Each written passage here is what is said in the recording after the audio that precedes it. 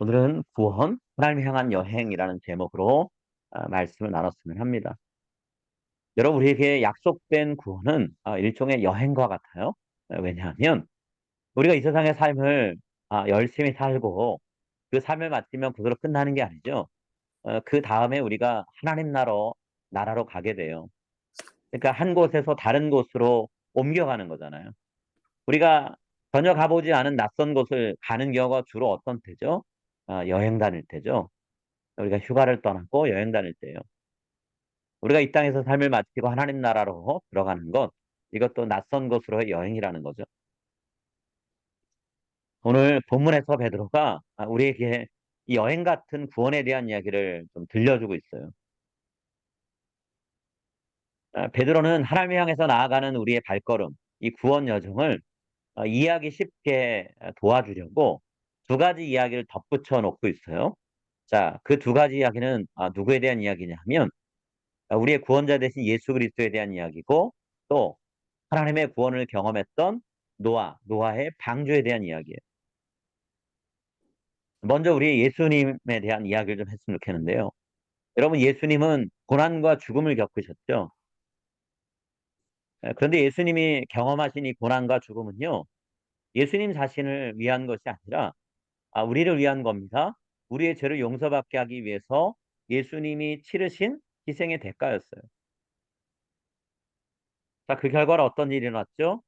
우리가 죄의 사슬에서 벗어날 수 있게 됐고요. 하나님께로 향해 나아갈 수 있는 길이 열린 거예요. 베드로가 이 이야기를 18절 상반절에서 하고 있죠. 그리스도께서도 한 번의 죄를 위하여 죽으사 의인으로서 불의한 자를 대신하셨으니 이는 우리를 하나님 앞으로 인도하려 하심이라. 여러분, 예수님이 고난받고 죽임을 당하신 이 삶의 모습을 통해서 이 세상을 살아가는 우리 성도들, 우리 그리스도인들이 어떻게 살아야 될까에 대해서 알 수가 있어요. 여러분, 우리가 예수님을 믿는 즉시 하나님 나라에 들어가는 거 아니죠? 일정 기간 동안 우리는 이 땅에 남아서 계속해서 이 세상살이를 해야 돼요. 하나님을 얼굴과 얼굴로 마주대하는 그런 날이 오기 전까지는 우리가 좋든 싫든 이 땅에서 살 수밖에 없죠. 자, 예수님 믿고 나서 우리 하나님 나라에 들어갈 때까지 이 땅에서 살아야 되는데, 자, 이 땅에서 살면 우리는 어떻게 살아야 될까요? 오늘 베드로는 우리에게 분명하게 말씀해 주고 있어요. 고난과 죽음을 통해서 하나님께로 우리를 나아가도록 이끌어 주신 그 예수님이 사신 것처럼 우리도 살아가라 이렇게 얘기하고 있어요. 자, 우리가 예수님이 사신 것처럼 살아야 된다라는 거예요. 18절 하반절 말씀인데요. 우리 이 말씀 같이 읽겠습니다. 육체로는 우리는 예수님이 죽임을 사신 당하시고 영으로는 영으로 살리심을 살리심을 받으셨으니 받으셨으니 짧은 구절이지만 28절 하반절에서 우리가 주의해야 될 한 가지가 있어요. 그건 뭐냐면 베드로가 어떤 의미로 육체와 영이란 단어를 썼느냐 이것을 주목할 필요가 있어요. 베드로가 본문 18절에서 얘기하는 육체와 영은요. 우리의 몸과 영혼 이 두 가지를 얘기하는 게 아니에요. 예수님의 육신은 죽음을 당했지만 영은 살림을 받았다 뭐 이런 의미가 아니라는 거죠. 베드로가 얘기하는 육체는 뭔가요? 베드로는 이 세상과 죄에 물들어 살아가는 인생 그런 사람 그 사람을 육체라고 표현했어요. 그러면 영은 뭘까요? 반대예요. 하나님과 하나님의 의에 빠져 사는 삶, 그런 인생, 그런 사람, 그게 영이라는 거예요. 자, 그러면 예수님이 육체로는 죽임을 당하시고 영으로는 살리심을 받았다라고 하는 이 표현은요. 이 세상과 죄에 대해서는 더 이상 우리가 살아있는 존재가 아니다. 죽은 존재다라는 뜻이고요. 하나님과 의에 대해서는 온전히 살아있는 존재다라는 뜻이에요. 로마서에서 바울이 바로 이게 우리가 따라가야 되는 삶의 모습이라고 분명히 말씀해 주고 있어요. 베드로만 혼자 이런 얘기하는 거 아니라는 거죠. 바울도 로마서 6장 9절부터 11절에서 우리가 이 세상과 죄에 대해서는 죽고 하나님과 하나님의 의에 대해서는 살아있는 삶을 살아야 된다라고 분명히 말해요. 자, 로마서 6장 9절부터 11절입니다. 함께 읽을게요. 그가 죽으심은 죄에 대하여 단번에 죽으시며 죽으시며 그가 살아계심은 하나님께 하나님께 대하여 살아계심이니 이미 이와 같이 너희도 너희도 너희 너희 자신을 자신을 죄에 죄에 대하여는 대해서는 죽은 죽은 자요 자요 그리스도 그리스도에 예수 의해서 안에서 하나님께 대하여는 있는 살아있는 자로 한 자로 여길지어다. 여러분 죽음에 대해서 살아있음에 대해서 얘기하잖아요. 죄에 대해서는 죽고 하나님에 대해서는 살아라. 의에 대해서는 살아라 얘기하죠. 자, 예수님처럼 우리가 이 세상을 살아가는 동안 하나님과 하나님의 뜻에 따르는 삶, 순종하는 삶을 살아야 된다는 거예요. 예수님이 우리를 위해 고난과 죽음을 당하게 만들었던 이유가 되는 우리의 죄에 빠져서 앞으로 살면 안 된다라는 거죠. 그래서 우리가 지금 이 세상에서 살면서 걸어가고 있는 하나님 나라 향해 걸어가는 이 구원의 여행, 구원의 여정을 마쳤을 때 하나님 앞에 서는 날이 오는데 하나님 앞에 서는 그 모습이 더러운 죄의 옷을 그대로 입고 있는 게 아니라 피고 빛나는 의의 옷을 입고 그 앞에 서 있어야 된다는 거예요. 베드로가 말하려고 하는 이야기의 의미가 그런 거예요. 근데 바울도 똑같은 의미로 그런 얘기를 한 적이 있어요. 자, 골로새서 3장 1절부터 4절에서 하나님 앞에 설 때 피고 빛나는 의의 옷을 입을 수 있게 이 땅에서 삶을 하나님과 그분의 뜻을 위해 살라라고 권면하죠. 자, 골로새서 3장 1절 4절입니다. 그러므로 너희가 그리스도와 함께 다시 살리심을 받았으면 위의 것을 찾으라. 거기는 그리스도께서 하나님 우편에 앉아 계시느니라. 위의 것을 생각하고 땅의 것을 생각하지 말라. 이는 너희가 죽었고 너희 생명이 그리스도와 함께 하나님 안에 감추어졌음이니라. 우리 생명이신 그리스도께서 나타나실 그때에 너희도 그와 함께 영광 중에 나타나리라. 여러분 하나님의 나라와 의를 위해서 살아가신 예수님 맞으신 이 땅에서의 삶의 마지막 모습은 십자가의 죽음이에요. 처절하게 피 흘리시는 거예요. 자, 예수님의 이 마지막 모습만 생각하면 예수님 참 비참하게 인생을 맞이하셨다. 인생의 최후를 맞이하셨다. 이렇게 말할 수밖에 없죠. 근데 성경은 거기서 이야기를 끝내지 않았어요. 예수님은 죽음 이후에 다시 살아나셨다 그랬죠. 하나님이 계신 곳 하늘에 영광스러운 모습으로 변화되어서 오르셨다라고 돼 있어요. 우리가 이 땅에서 죄와 싸우고 의롭게 살기 위해서 분투할 때 우리도 처절하게 피를 흘릴 수 있어요. 육체적인 피를 흘릴 수도 있고 우리의 내면이 이리저리 찢기고 상하는 영적인 피를 흘릴 수도 있겠죠. 그게 우리가 이 땅에서 삶을 마치는 모습일 수 있어요. 겉모습은 그럴 수 있어요. 그런데 이 구원의 여정을 마치고 우리가 이 땅의 삶을 마치면 하나님 앞에 서는 날에는 그 모습은 사라지고 예수님처럼 영광스럽게 변화된 모습으로 하나님 앞에 설 거라는 거예요. 그러기 위해서 우리가 이 땅에서 삶을 예수님처럼 죄에 대해서는 죽고 의에 대해서는 살아있는 모습으로 살아야 된다는 거예요. 여러분 베드로는 이 땅에서 처절한 죽음으로 육신의 생명을 마치신 예수님께서 부활하셔서 위풍당당하고 영광스러운 모습으로 그 이후에 시간들을 보내고 계시다라고 19절에서 말하고 있어요. 자, 19절에 뭐라고 되어 있나요? 그가 또한 영으로 가서 옥에 있는 영들에게 선포하시니라 라고 말씀했어요. 자, 영으로 가서 옥에 있는 영들에게 선포했다는 말씀이 뭘까요? 이 말씀을 오해하면 예수님께서 지옥에 떨어진 사람들한테 복음을 전해서 다시 회개하고 구원받을 수 있는 기회를 주셨다. 이렇게 오해하고 해석할 수 있는데 본문의 의미는 그게 아니에요. 예수님이 부활하시고 나서 예수님이 살아계시다는 것, 죽은 상태로 계시지 않다는 것을 본문에 나오는 대로 옥에 있는 영들에게 당당하게 선포하셨대요. 자, 여기에서 얘기하는 옥에 있는 영들은 누굴까요? 하나님의 뜻을 거역하고 불순종한 타락한 천사들 얘기하는 거예요. 자, 20절 하반절에 이 옥에 있는 영들이 누군가에 대해서 추가적인 설명해주고 있죠. 그들은 전에 노아의 날 방주를 준비할 동안 하나님이 오래 참고 기다리실 때에 복종하지 아니하던 자들이라. 여러분 노아의 날과 이 불순종하는 사람들이 연관이 있다 그랬어요. 노아와 관련된 내용은 어디에 나올까요? 창세기 6장에 이 관련된 내용이 있어요. 창세기 6장에 노아의 시대에 하나님께 복종하지 않은 자들이 누구인가 소개하고 있죠. 창세기 6장에서는 하나님의 아들들이라고 표현하고 있는데요. 천사들을 얘기하는 거예요. 타락한 천사들. 하나님의 뜻에 불복하고 자신들의 왕국을 세우려고 했던 그 천사들. 그 천사들이 우리 인간을 타락하게 만들었죠. 창세기 6장이 하나님의 아들들이 사람의 딸들과 합해서 세상을 악으로 물들였다라는 본문의 내용이 창세기 6장 내용이에요. 하나님이 타락한 천사들을 어떻게 하셨을까요? 결박하셨고요. 최후 심판을 내리실 때까지 지옥, 어두운 곳에 가둬두셨다 그랬어요. 오늘 본문은 그런 내용을 배경으로 하고 있는 거예요. 자, 유다서 1장 6절에 하나님이 타락한 천사들을 결박해서 어두운 곳에 가두셨다라고 분명히 표현되어 있어요. 또 자기 지위를 지키지 아니하고 자기 처소를 떠난 천사들을 훗날의 심판까지 영원한 결박으로 흑암에 가두셨으며. 자, 이와 관련된 말씀이 베드로후서 2장 4절에도 있어요.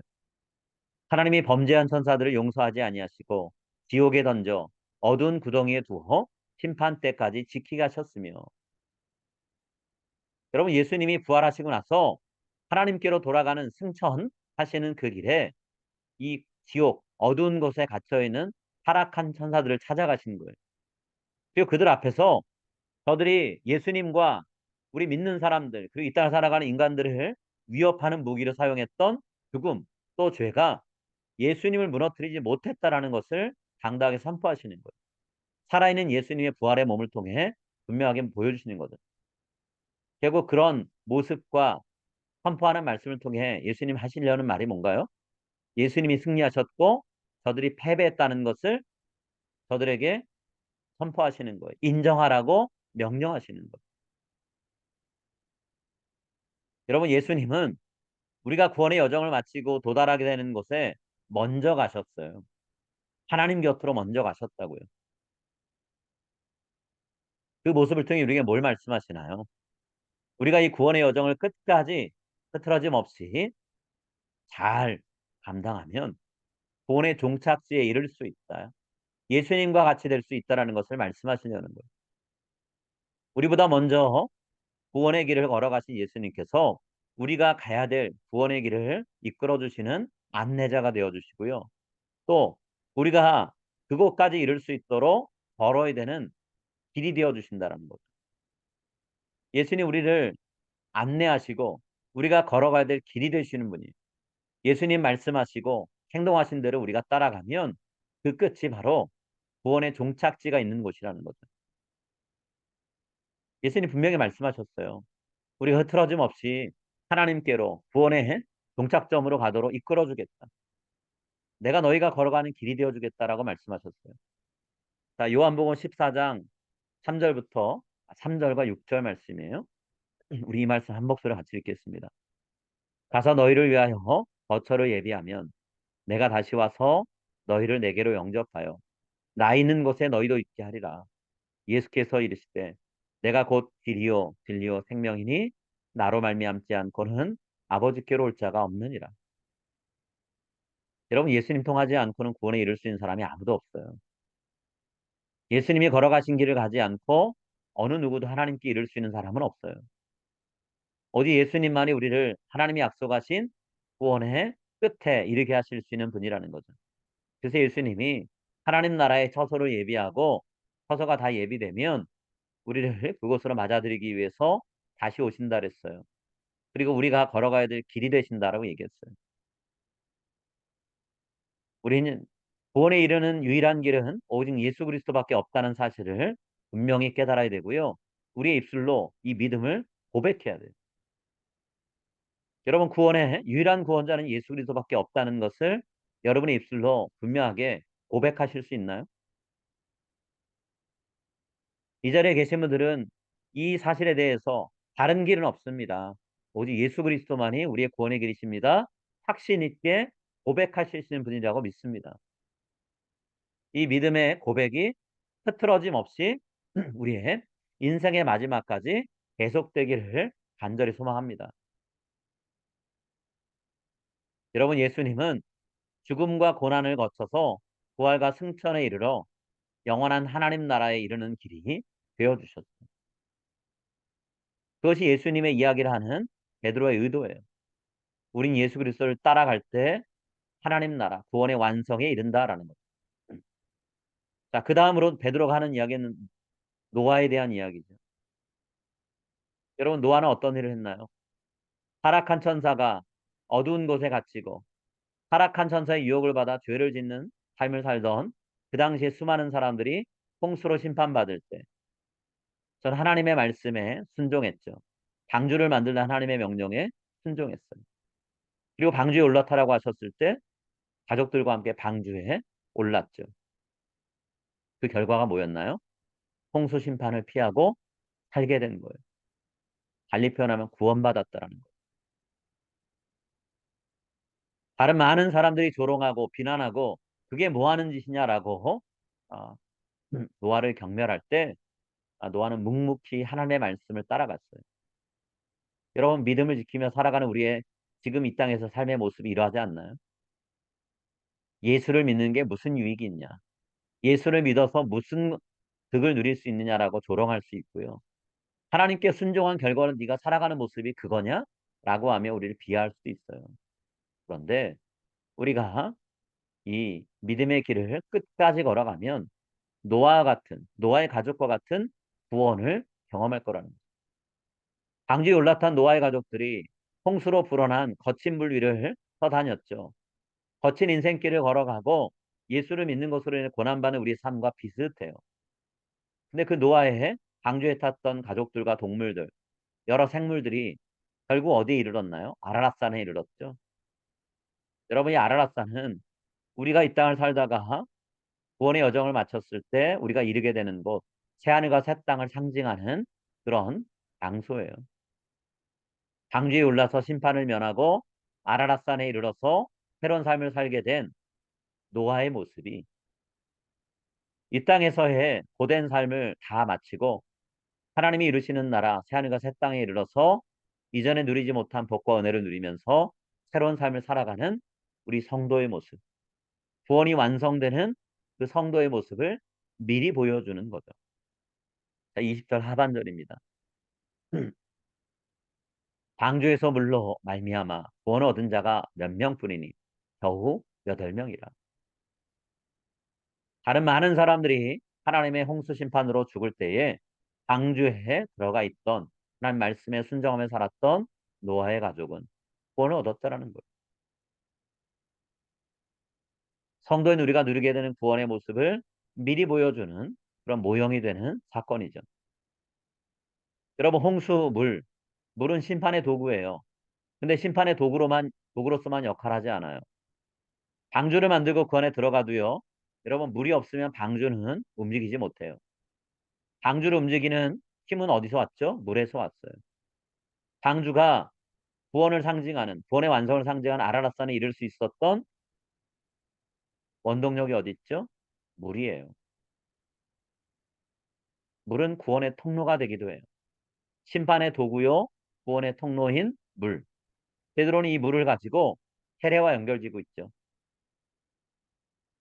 노아 당시의 홍수물은 마치 우리 성도들이 예수님 안에서 죽고 새롭게 살겠노라 결단하는 세례식 때 자신의 머리에 부어지는 혹은 뿌려지는 물과 같다라고 얘기하고 있어요.